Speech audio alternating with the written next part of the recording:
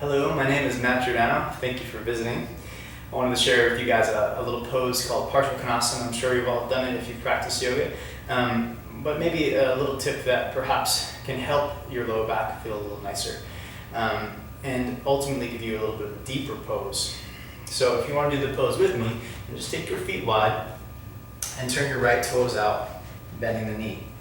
Important, just general alignment tips. Front heel more or less is going to bisect the back arch like a T with your feet. That can be slightly varied. You can feel it out in your own body, what feels comfortable. Place your forearm or your thigh to take some weight off, and attempt to just move the back thigh forward and back a few times. Forward and back.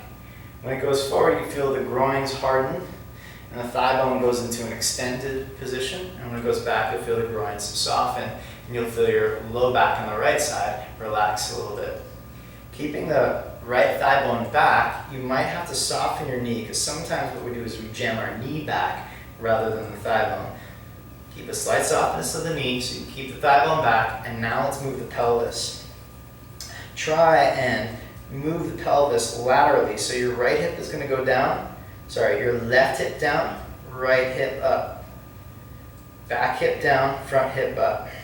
And as you do that, you're also going to try to tuck your tailbone slightly under the pose, meaning the pubic bone comes up, posterior tilt.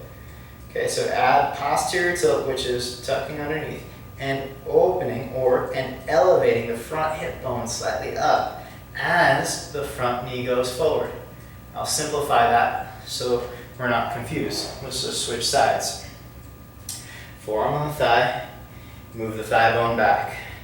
Once the back thigh bone is in place and there's a softness in the groins, try to kick through your front heel, and as you kick straight into your front heel, open the pelvis. I like to joke around, it's kind of like doing the lawnmower, but your pelvis moves with you. Okay, once you have that movement of the pelvis, you'll feel your right buttocks engaging. That's a good thing. When your buttocks engages, your back will free up for a little bit more of a twist. So as you open the chest up, stretch through your arms. The last cue I would just invite you to check in with is that you are lifting and lengthening the abdomen so your spine gets long. And any variation thereof can be varied once the legs and the foundation is set.